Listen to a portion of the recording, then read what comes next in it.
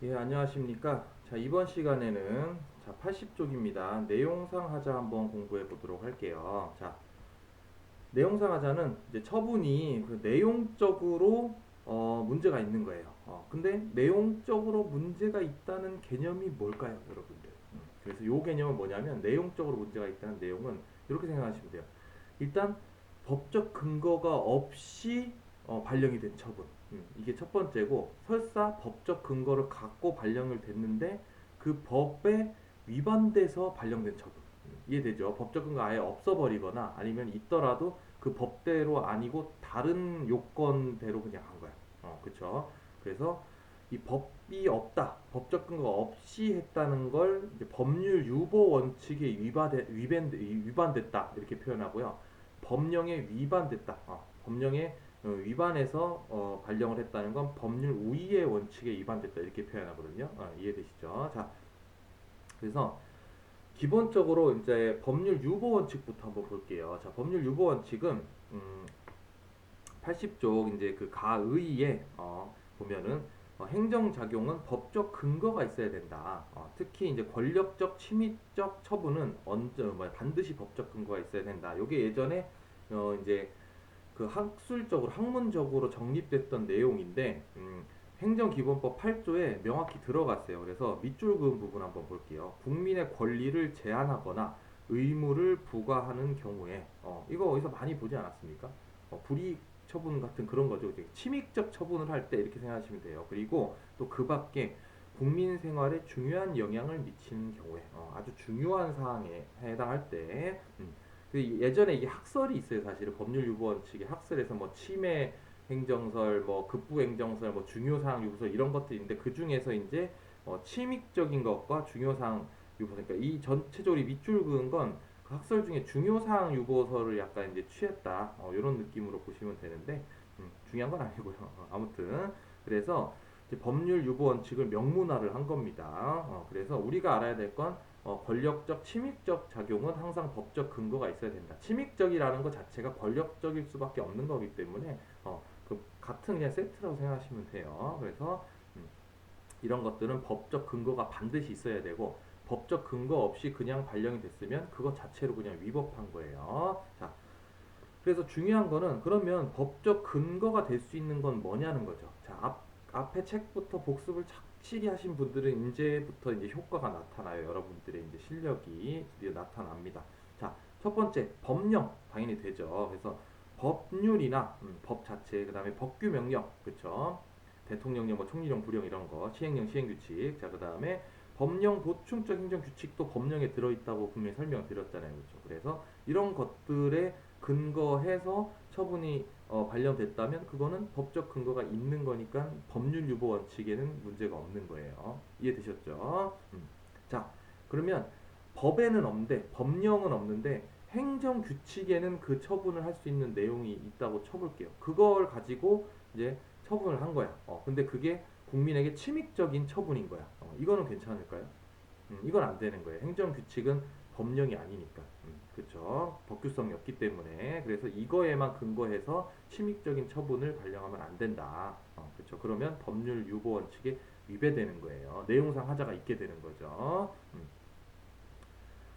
자, 그다음 법규명령 형식의 행정규칙. 얘는 법규명령 형식의 행정규칙은 법규명령으로 보는 견해도 있고 행정규칙으로 보는 경우도 있고 수권 여부에 따라서 법규명령이나 행정규칙으로 이게 다르게 보는 경우도 있고 뭐 학설에 따라서 이제 법규명령으로 본다면 법적 근거가 될 수 있는 거고 행정규칙으로 본다면 법적 근거가 안 되고 그 상위법에서 법적 근거가 있어야 되는 거죠. 그게 그것조차 없다면 역시 법률유보 원칙에 위배돼서 내용상 하자가 있는 거죠. 그런 느낌인 겁니다. 자, 두 번째 이제 내용상 하자의 두 번째입니다. 81쪽 방가로 3번 81쪽. 자, 이제 법률 우위의 원칙 준수 여부겠죠. 뭐 이거는 굳이 따지자면 뭐 법령상 한계 준수 여부 이렇게 표현할 수도 있어요. 뭐 법령상 요건 충족 여부 이렇게 볼 수도 있고요. 법령은 있는데 그거를 위반해서 했냐 아니냐 그 뜻인 거예요 지금. 그쵸? 자, 의 법률 우위 원칙은 행정작용은 법률에 위반돼서는 안 된다는 원칙이다 이렇게 돼 있죠. 그래서 행정기본법 8조는 행정작용은 법률에 위반돼서는 안 되며 라고 또 명시를 해놨어요. 자, 여기서 각주로 제가 하나 설명을 잠깐 해놨죠. 자, 기속행위와 재량행위의 사법심사 방식 이렇게 돼 있죠. 그래가지고 제가 그 소의 이의유무 처음 시간에 하면서 법적 성질을 왜 쓰냐 설명을 하면서 기속재량 여부를 쓰는 이유를 설명했잖아요. 그러면서 내용상 하자에서 기속재량의 판단 방식이 다르다고 잠깐 설명드린 적 있죠. 그 내용을 여기서 자세히 해준 겁니다. 그래서 판례 문구를 이렇게 쭉 보면은 여러분들은 이제 잘 이해가 안 되실 거고 그냥 이렇게 생각하시면 돼요. 판례 문구의 요지는 뭐냐면 기속행위는 그냥 기본적으로 법령에서 그냥 규정된 대로 안 했으면은 그걸로 위법하다고 바로 본다. 근데 재량행위의 경우는 그거 가지고는 안 되고 그냥 법령 자체 그냥 할 수 있다니까 그거 자체로는 위배 여부가 안 나오고 그거 말고 재량을 일탈 남용했는지 여부 그걸 가지고 판단한다 이 내용이거든요. 그래서 재량행위는 결국 재량의 일탈 남용 여부가 핵심인 거예요. 기속행위는 그냥 법령 자체대로 안 했으면 그걸로 그냥 위법하다 이게 기본적인 모습입니다. 그래서 기속재량은 다른 거예요. 판단 방식이. 자, 기속행위에 대한 법률 우위 원칙 위배 여부부터 한번 봅시다. 판단 방식. 자, 기속행위는 법령상 한계 준수 여부로 판단한다. 그렇죠? 그냥 법 자체로 보는 거예요. 주로 이 법령상 한계는 다른 것보다 요건을 갖추지 않았는데 이제 한 경우 그런 경우가 주로 문제돼요. 근데 뭐 효과도 문제가 될 수는 있겠죠. 뭐 예를 들어서 뭐 이런 걸 한번 생각해 볼게요. 뭐 오염 뭐 어떤 공장 같은 경우 뭐 있냐 그 있잖아요 뭐 염료 염색 공장 이런 거라고 생각해 볼게요. 염색 공장에서는 뭐 폐수를 방류하면은 뭐 해볼까요? 영업 정지를 한다. 뭐 이렇게 해볼게요. 예를 들어 염색 공장에서 폐수를 방류한 것이 적발된 경우 영업 취소를 해야 한다. 뭐 이렇게 이런 귀속행위 규정이 있다고 쳐볼게요. 자, 근데 뭐 예를 들어서 행정청이 이 법조문밖에 없는데 어, 그, 그 영업 취소를 했는데 그 폐수를 방류한 게 아니고 뭐 다른 것 때문에 뭐가 있을까요? 거기서 그 뭐 임금을 안 줬다 이렇게 쳐볼게요. 그냥 뭐 말도 안 되는 소리인데 지금 아무튼 요건이 그냥 전혀 다른 거야.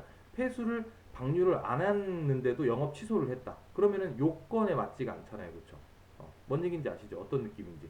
폐수를 방류한 게 아닌데도 영업 취소를 했다. 그러면 요건에 위배되죠. 이렇게 요건에 위배된 경우가 대부분 사례에서 나오고 그 다음에 뭐 이럴 수도 있죠.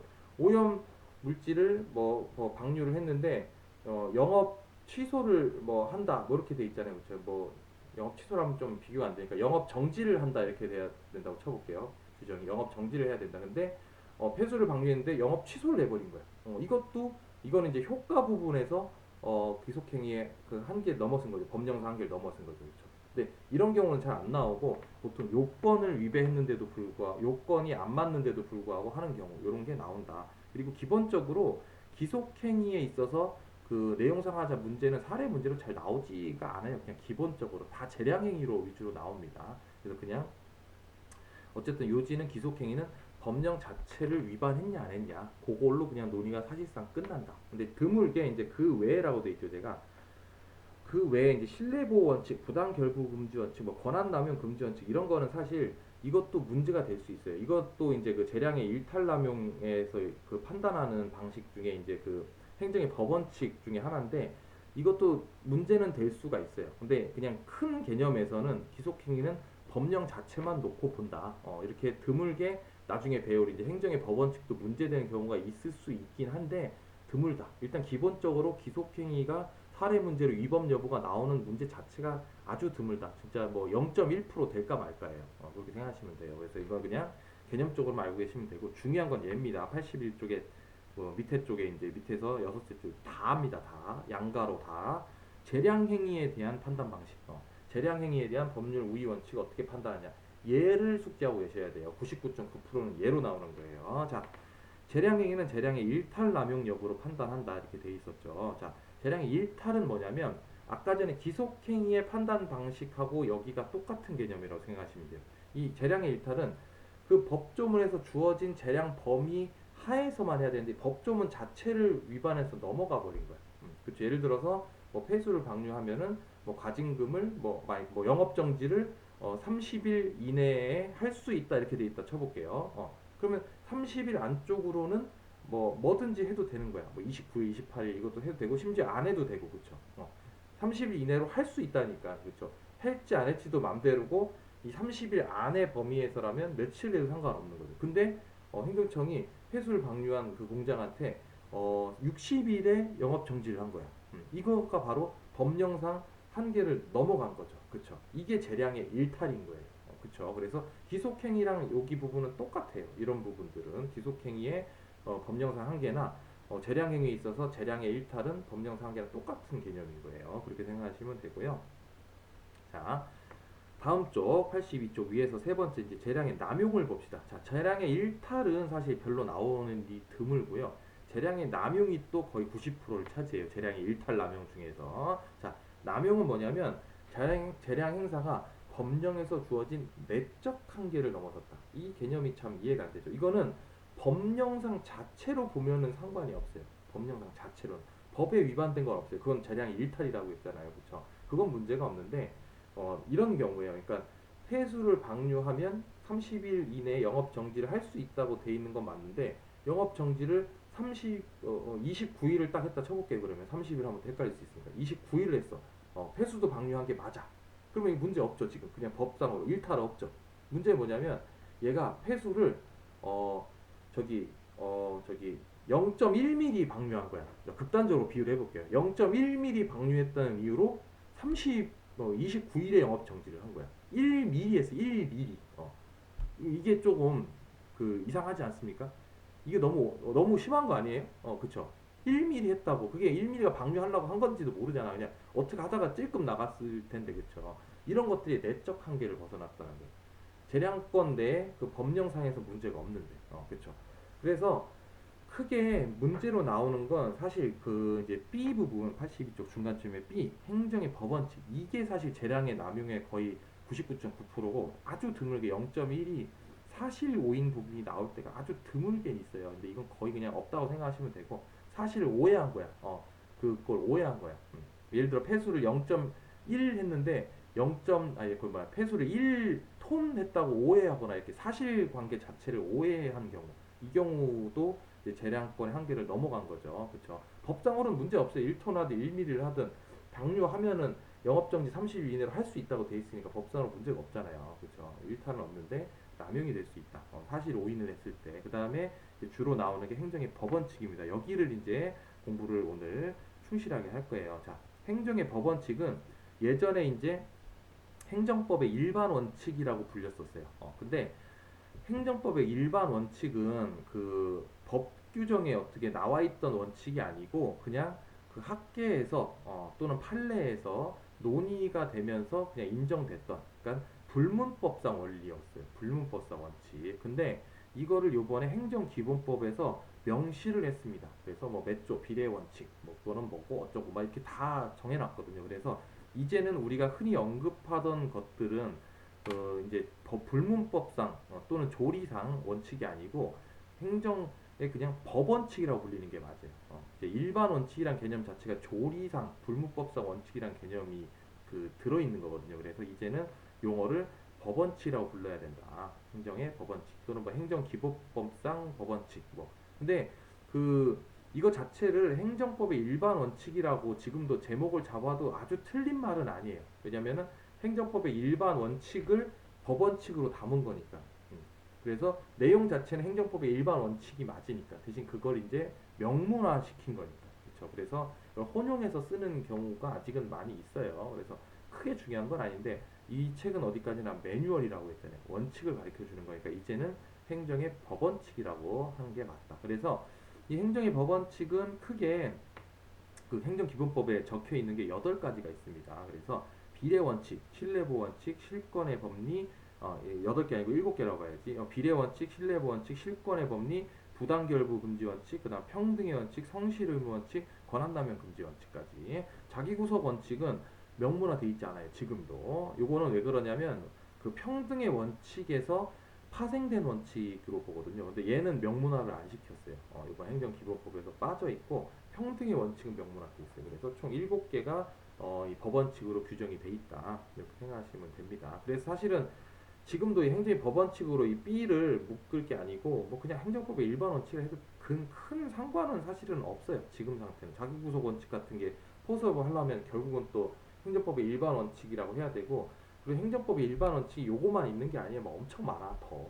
이 행정 그 경찰행정법 교수님들 책 보면은 뭐 공용무 뭐 계속의 원칙 뭐 이런 것도 있고 뭐 별의별 게 많습니다. 뭐 기본권 준수 원칙 뭐 이런 것도 있고 뭐 이거저거 많아요. 아무튼 많기 때문에 용어에 막 크게 집착하시는 문제는 없고, 어차피 사례 문제에서 답안을 쓸 때 뭐 목차를 뭐 행정법의 법원칙으로 잡았든 행정법의 일반 원칙으로 잡았든 뭐 그게 중요한 게 아니고, 비례 원칙 뭐 이게 논점이 됐을 때 이걸 뽑아냈느냐, 뭐 신뢰보호 원칙 이게 논점이 됐을 때 그걸 뽑아냈느냐가 중요한 거예요. 그래서 크게 집착은 하지 마시고 원리만 기억하고 계셔라. 자, 사례 매뉴얼 볼게요. 82쪽 비례 원칙부터 한번 보겠습니다. 요거는 이제 뭐 하나하나 솔직히 제가 설명을 드려도 지금 당장은 좀 이해가 쉽진 않아요. 이거는 이거야말로 이 행정법의 그 행정의 법원칙 요거야말로 사례 문제를 직접 봐야, 사실관계를 봐야 아 이게 이런 식으로 비례 원칙이 적용되는구나, 아 이게 이런 식으로 뭐 신뢰보호 원칙이 적용되는구나, 그걸 봐야 알지 지금 말로 떠들어 봐야 사실 그냥 두리뭉실밖에 이해가 안 됩니다. 그래서 요거는 개략적인 것만 알려드릴게요. 자, 비례 원칙부터 한번 봅시다. 자, 의의는 뭐냐면 행정 목적과 그 목적을 달성하기 위한 행정 작용 또는 이제 수단 간의 합리적인 비례 관계가 있어야 된다는 원칙이다. 그런 뜻입니다. 그러니까 이 행정 목적을 달성하려면 뭔가 이제 어떤 행정 작용이 일어나잖아요, 그렇죠? 이 행정 작용을 할 때 이게 너무 과하면 안 된다는 거야. 적당한 수준에서 해야 된다. 약간 이런 느낌이거든요. 피해를 최소화시킬 수 있는 방법을 강구해야 된다. 국민들이 너무 심각한 피해를 입을 만한 정도의 행정작용을 시키지 마라. 그래서 아까 같은 경우 뭐 0.1mm 가지고 0.1mm 했던 게 이제 목적이 뭐예요? 그 법조문의 목적은 그냥 대충 생각해보면 뭐 환경도 지키고 뭐 이런 거 하려고 하는 거 아닙니까? 그쵸? 근데 폐수 0.1 했다는 이유로 30을 한 거는 너무 피해가 큰 거죠. 29일이든 28일이든 뭐 3일이든 1일이든 뭐 아니면 경고만 하든 이런 식으로도 충분히 못 그러도록, 다음부터 못 그러도록 하는 그런 목적을 달성할 수 있는데 너무 과하게 했다고 볼 수 있는 거죠. 그런 것들이. 그렇죠. 그래서 어, 근거는 따로 보시고 내용 볼게요. 83쪽에 내용. 자, 첫 번째, 비례 원칙은 세 가지를 준수해야 돼요. 그 내부적으로 세 가지로 나뉘는데, 첫 번째, 행정 작용이 목적을 달성하는데 적절한 수단이어야 돼요. 부적절한 수단을 하면 안 됩니다. 그다음에 두 번째, 행정 작용이 목적 달성하는데 필요 최소한도에 그칠 거예요. 가장 그 작은 피해를 주는, 최소 침해를 주는 수단을 선택해야 돼요. 그다음에 마지막으로 행정 작용으로 인해서 국민의 어떤 침해가, 국민의 사익 침해가 그 행정작원을 위해서 달성하려고 하는 공익 목적보다 너무 크면 안 돼요. 과다히 크면 안 된다. 자, 그래서 단계적 구조를 이룬다. 이게 뭔 뜻이냐면 일단 적합성 원칙부터 맞는지 판단해 보고, 이게 통과가 되면 그 다음 필요성 원칙이 맞는지 판단하고, 그 다음 이 두 개가 다 맞았을 때 마지막으로 상당성 원칙을 판단한다는 뜻이에요. 만약에 적합성 원칙을 판단했는데 여기부터 적합하지 않은 수단이면은 뒤에 거는 판단할 필요가 없는 거예요. 이게 단계적 구조라는 그 개념입니다. 자, 그래서 많은 적합한 수단 중에서도 필요한 수단, 그다음에 필요한 수단 중에서 상당성 있는 수단만이 선택돼야 된다. 약간 이런 느낌인 거예요. 아까 같은 경우를 한번 그러면 사안의 접근 간단하게 해볼게요. 자, 폐수를 1mm 버렸어. 그리고 그거 가지고 영업 정지를 시켰어. 그쵸. 이게 그 어떤 폐수를 다음부터 방류하지 못하게 하는 그런 것과 또 환경을 보존하겠다는 그 목적의 달성에 그 적합한 수단이에요, 아니에요? 음, 수단은 적합하죠, 그쵸. 영업 정지하면 적합하잖아요. 이제 안 그럴 거 아닙니까? 그죠? 수단은 적합해. 두 번째 볼까요? 이게 그 목적 달성에 있어서 필요 최소한도에 그치는 수단일까요? 어떻게 생각하세요? 음, 굳이 29일까지 할 필요 있냐고. 아니, 하루 정도만 해도 되고, 경고만 해도 되고, 그쵸? 여러 가지 다른 더 피해를 최소화시킬 수 있는 수단이 있잖아요, 그쵸?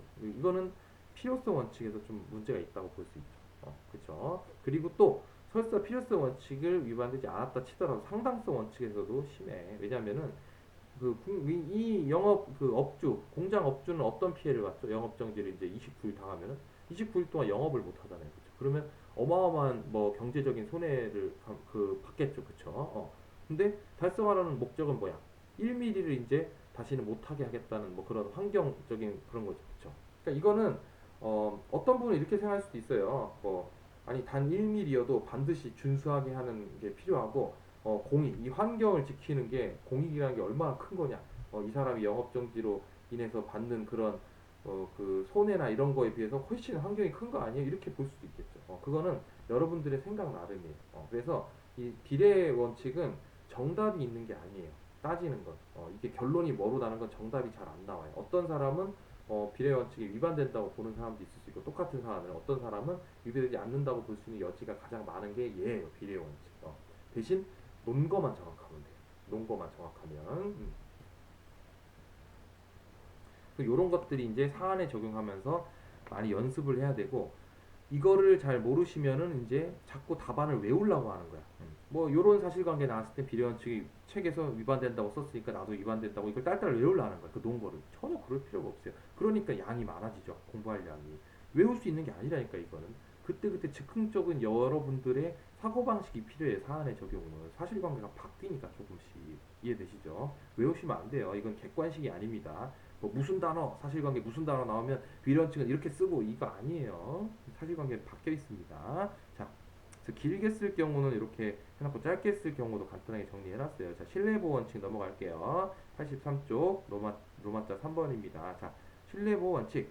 행정청은 공익 또는 제3자의 이익을 현저히 해칠 우려가 있는 경우를 제외하고는 행정에 대한 국민의 정당하고 합리적인 신뢰를 보호해야 한다는 원칙이다. 자, 이 얘기는 뭐냐면 그냥 약간 이런 느낌이라고 생각하시면 돼요. 아까 사례에서 행정청이 사전에 뭐 폐수 뭐 1mm 정도는 저기 내가 뭐라고 안 하는데 한 1톤 정도 이상 하면은 앞으로 저기 반드시 영업정지 합니다. 이렇게 미리 얘기를 했어. 얘기를 했는데 나중에 이제 1mm 딱 방류를 했는데 뒤통수를 친 거죠. 지금 영업정지 29일 한 거야. 그러니까 먼저 이렇게 뭔가를 행정청이 뭔가 선행적으로 뭘 뱉은 거야. 말을 뱉어놨는데 그거에 반하는 나중에 후행 처분을 한 거예요. 이게 신뢰보호 원칙에 위반된다는 거예요. 무슨 얘기인지 아시겠죠? 지금 법상으로 문제가 하나도 없어요. 계속 그 전제가 깔려 있는 겁니다. 재량의 남용은. 그쵸? 이게 재량의 남용 중에 하나 이것도. 갑질한다는 뜻이에요. 재량의 남용은 다 갑질의 모습이에요. 이게. 그래서 요건은 보면 첫 번째 행정청의 선행행위가 있어야 돼요. 공적 견해 표명이라고 하거든요. 판례는 얘를. 그래서 행정청이 뭔가 공적으로 어떤 의견을 표시를 해야 돼요. 공적 견해 표명 또는 선행의 어떤 행위를 할 때도 있어요. 그래가지고 이거를 뭐 명시적, 묵시적으로도 할 수 있고 뭐 방식은 전혀 중요치 않아요. 그래서 이런 공적 견해 표명 또는 이제 선행 행위가 있다. 첫 번째 요건. 그 다음에 상대방이 그거를 신뢰를 해야 돼요.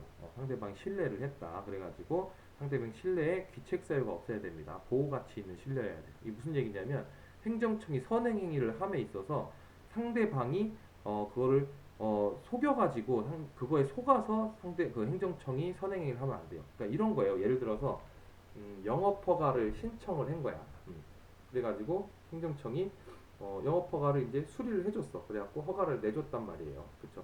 이 영업 허가를 내준 게 선행행위인 거야. 근데 그러다가 나중에 다시 그 영업 허가를 취소를 했다. 뭐 이런 개념인 거죠. 그쵸? 그래서 영업 허가를 해준 게 이제 선행행위라고 치면은 공적 견해 표명이라든가 이거로 치면은 이 보호 가치 있는 신뢰는 이런 거야. 영업 허가를 그 신청을 할 때 신청서를 쓰지 않습니까? 그 신청서를 거짓말을 막 잔뜩 해놓은 거야. 그래가지고 행정청이 그거 보고 이렇게 했더니 뭐 요건이 문제가 없네 그래갖고 해줬던 거야. 근데 이때 그 상대방이 갖는 신뢰는 이제 영업 허가를 내가 드디어 받았구만 이런 신뢰는 인정해주지 않아요. 왜냐하면 상대방이 귀책 사유가 있었잖아. 그쵸? 속였잖아. 신청서를. 그로 인해서 선행하기가 나온 거잖아요. 그쵸? 그래서 귀책 사유가 있으면 안 된다. 신뢰를 받는데. 그 다음에 세 번째로 이제 상대방의 행위가 있어야 돼. 자, 이렇게 이제 영업 허가를 받음으로 인해서 어떤 상대방이 행위를 해야 돼. 이 행위는 이제 뭐 영업 허가를 받았으니까 뭐 영업소 이제 계약도 하고 뭐 아니면 뭐 영업 뭐 공장이라고 치면 공장도 짓고 뭐 물품도 사고 뭐 이렇게 하는 그런 이제 준비 행위를 시작할 거 아닙니까? 영업 허가를 받았으니까 그런 행위를 말해요. 자, 선행 행위를 믿고 이제 영업 허가를 믿고 이제 뭐 그런 거를 준비한다 이런 거죠. 자, 인과관계 선행 행위와 인과관계 간에 행위 간에 인과관계가 있어야 된다. 그쵸? 상대방이 그런 행위를 하는 게 상대방이 영업 허가를 내줬으니까 그죠. 영업 허가 때문에 이런 걸 준비한 거잖아요. 그죠. 이런 인과관계가 필요하다. 마지막으로 그거에 반하는 갑자기 그래놓고 영업 허가를 취소를 해버린다. 이렇게 돼버리면은 이제 반하는 행정작용이 생긴 거죠. 선행행위 방해. 영업 허가에 방하는 반하는 영업 취소가 있는 거죠. 이런 느낌인 거예요. 그러면 이제 신뢰보호 원칙이 위반될 수 있다. 뭐 그런 내용입니다. 자, 한계. 자, 신뢰보호 원칙과 법률 적합성의 원칙이 충돌될 수 있다. 뭐 이럴 때 무엇이 우선하는지 문제가 될 수 있다. 자, 왜냐면은 법적으로는 지금 얘가 그 이후에 뭐 공장 뭐 이렇게 했는데 뭔가 문제가 있던 거니까 뭐 그거를 취소하는 게 법상으로는 문제가 없어. 근데 신뢰에 반하게 되는 거야. 예를 들어 이럴 수는 있겠죠. 뭐 귀책 사유도 없고 영업허가 하는 거에 귀책 사유도 없고 막 다 됐었는데 갑자기 법령이 개정이 된 거야. 그래가지고 이런 상황에서 영업 허가를 원래 해주면 안 됐던 거야. 법령이 바뀌어가지고 이 상대방이 뭐 잘못한 것도 없고 아무것도 없는 거야. 지금 귀책 사유도 없었고 가정을 할 때. 근데 법령이 바뀌어갖고 어쩔 수 없이 다시 영업 허가를 취소를 한 거야. 이러면은 법상으로는 법령이 바뀌었으니까 그 법에대로 하는 게 맞잖아요. 근데 상대방의 신뢰는 지금 침해당했잖아요. 내가 믿고 준비 다 한 건 어떡할 거예요? 그렇죠? 돈 많이 들었는데 그렇죠? 그래서 이렇게 충돌하는 경우가 생겨요. 대표적인 게 법령이 개정된 거거든요. 그렇죠? 그래서 이럴 때 뭐가 우위에 있냐? 이거는 이제 법률 적합성 우위설도 있고 뭐 사실 뭐 신뢰보호 원칙 우위설도 있긴 한데 그건 제일 드무니까 이익 형량설 두 개로 나누시면 돼요. 크게. 그래서 무조건 법률 적합성이 더 중요하다. 그러니까 법령 개정됐으면 법 따라야지. 이런 견해도 하나 있고 그렇게 일률적으로 볼 게 아니고 그때그때 사안마다 이 사안은 신뢰가 너무 중요하다. 혹은 이 사안은 법률 적합성이 더 중요하다. 법을 따르는 게 더 중요하다. 이런 식으로 비교를 해야 된다. 통설은 지금 이익 형량설 입장이에요. 판례도 마찬가지입니다. 자, 그 행정기본법에 이번에 공익 또는 제3자의 이익을 현저히 해칠 우려가 있는 경우에는 동 원칙에서 제외를 했어요. 명문화돼 있거든요. 그래서 지금은 이제 이익 형량설이 그냥 사실상 명문화됐다고 보셔도 크게 무방합니다. 그렇죠? 그 정도가 됐습니다. 자, 짧게 쓸 경우는 이제 정리해놨고요. 자, 실권의 법리 잠깐 볼게요. 실권의 법리는 신뢰보호 원칙에 파생되어 있는 원칙이고 행정기본법 내에도 뭐몇 조인지 기억은 안 나는데 정확히 뭐 12조였나요? 12조 1항에 신뢰보호 원칙이 규정이 되어 있고 2항에 실권의 법리 내용이 기재되어 있어요. 근데 제목 자체는 신뢰보호 원칙으로 묶여 있는데 내용상으로 2항은 실권의 법리예요. 실권의 원칙이라고도 해도 상관없습니다. 실권의 원칙, 뭐 실권의 법리 똑같은 말이니까. 자, 요거는 행정처기 권한 행사의 기회가 있었는데 장기간 그 권한을 행사하지 않았던 거예요. 그래가지고 이제 그걸 믿은 거예요. 그러니까 예를 들어서 뭐 이런 거죠. 폐유를 막 1톤을 막 방류한 거야 이거는 요번에는. 그래가지고 영업 허가를 이제 취소를 충분히 할 수 있는 상황이 된 거야. 예를 들어서 영업 뭐 정지를 할 수 있다고 쳐볼게. 아까 법조문을 했으니까 영업 정지 충분히 할 수 있는 기회가 있었어. 이미 행정처기 그거 적발도 다 했고. 근데 한 5년 동안 그냥 가만히 내버려 둔 거야. 그래 놓고 이제 5년 지나서 갑자기 생각이 난 거야. 아, 맞다. 아, 거기 맞아. 그 영업정지 했어야 되는데. 그래갖고 이제 와서 하겠다 이거죠. 장기간 권한 행사를 안 하고 있다가 이제 와서 하면은 그거는 안 된다. 국민의 신뢰가 또 그거는 침해됐다 이런 거예요. 국민은 처음에 막 쫄아 있었겠지. 적발되고 아, 망했다. 이제 어떻게 먹고 살아야지 하는데 5년 동안 가만히 있으니까 아씨 그러면 이제 안 하려나 보다. 그냥 내가 그래서 평소에 또 밥도 사고 술도 사고 이게 좀 먹혔나 보네. 이렇게 안심하고 있었을 거 아닙니까? 예를 들어서. 근데 이제 와서 5년 지나서 하는 건 안 된다는 거죠. 그런 내용이에요.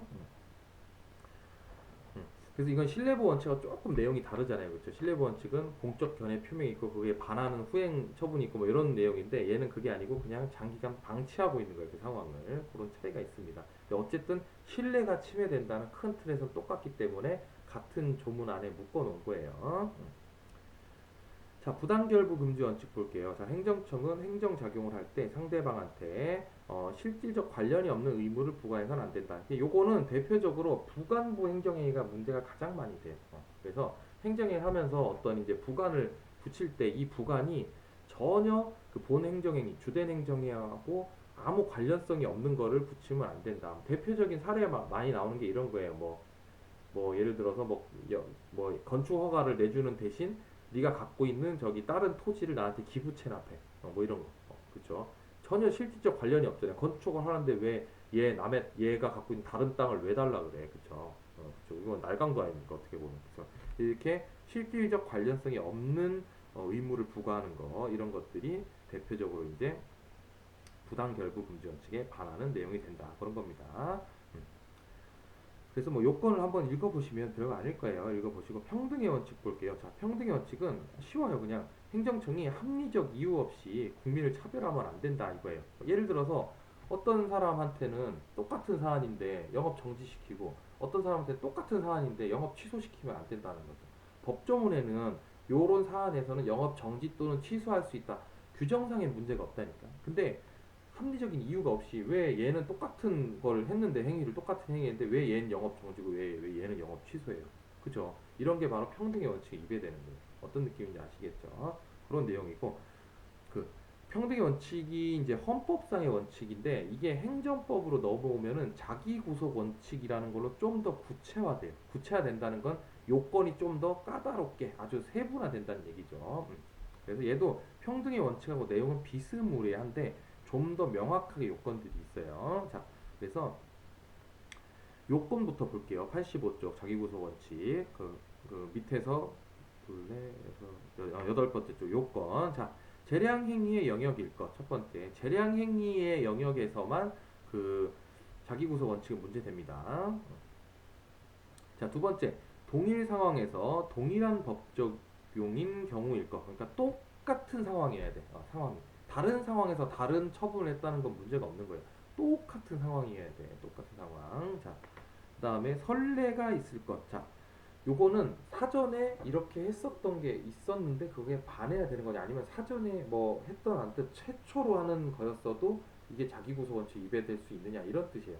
영업 정 그 전에 똑같은 어떤 사안이 있었는데 영업 정지를 했었어. 근데 갑자기 똑같은 사안에서 영업 취소를 했어. 이거는 선례가 있는 거잖아요. 사전에 영업 똑같은 사안에서 영업 정지를 했던 사안이 있잖아요. 그렇죠? 근데 이게 또 필요 없이 그냥 이 어떤 뭐 예를 들어 규정이 생기고 나서 최초로 영업 취소를 당한 게 얘인 거야. 근데 얘 이것도 자기 구속 원칙에 반할 수 있는 여지가 있냐는 거예요. 들어보시면 좀 이해가 안 되죠, 그렇죠? 왜냐면은 선례가 있어야 된다는 게 통설 판례가 그래서 왜냐면 말이 안 되는 소리거든. 전에 뭘 했어야 이걸 비교 대상이 있어야 뭐를 이게 자기 구속에 반한다 이렇게 논할 거 아닙니까, 그렇죠? 그래서 선례 필요설이 통설 판례고요. 선례 불효설은 재량 준칙을 예기 관행으로 볼 수 있다 뭐 이런 내용인데 이거는 여러분들이 잘 이해가 안 될 거니까 이거는 그냥 없다고 생각하시면 돼요. 모르겠다 생각하시면 되고 개념적으로는 당연히 선례가 필요해요. 대신 이건 논란이 있어요. 단 한 번이라도 선례가 있으면 되냐 아니면 좀 이런 선례가 꽤 쌓여갖고 관행처럼 된 상태에서 이런 그 자기구속 원칙이 적용될 수 있느냐 요 논란은 조금 있거든요. 근데 판례는 좀 어느 정도 행정 관행 정도는 이루어진다고 봐요. 딱 한 번만 선례가 있고 이거는 좀 아니라는 거야. 그런 내용입니다. 자, 다음 성실의 의무 원칙이는 뭐 성실 의무의 원칙은 말 그대로 뭐 성실하게 해야 된다 이겁니다. 의무를 성실히 이행해라 이런 거고 권한 남용 금지 원칙은 권한을 남용하거나 권한의 범위를 넘어서면 안 된다 뭐 이런 내용인데 뭐 당장 이게 뭐 사례 문제로 나올 거라고 생각 안 합니다. 그렇죠. 이거는 아직 좀 정돈이 필요해요. 자, 요번 시간에는 여기까지만 할게요. 왜냐면 이제 지금까지 우리가 하자를 중심으로 하는 위법성 판단 목차를 이제 다 배우게 된 거예요. 그래서 이게 기본적인 일반적인 경우라고 했죠. 그렇죠? 이게 기본적인 모습이고 다음 시간부터는 이제 변형된 부분들, 근거와 한계 중심이라든가 고유의 어떤 목차를 잡는 이런 부분들로 이제 계속 배우게 되는 거예요. 이 기본을 잘 아셔야 나머지 변형이 머리에 들어옵니다. 자, 이번 시간 마치겠습니다. 고생하셨습니다.